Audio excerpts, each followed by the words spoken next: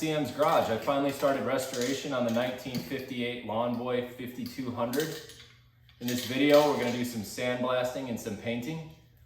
So the 1958 Gold Series it's called Lawn Boy Gold is the color. However, if you just buy like a regular gold spray paint, it's gonna be way too much gold.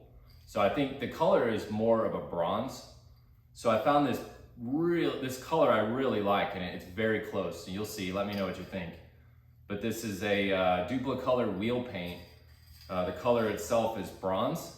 I think it comes out really nice. It's not an exact match, but it looks better than just going ahead and spraying it with an actual like gold, which is just too bright. Well, stand by and enjoy the video.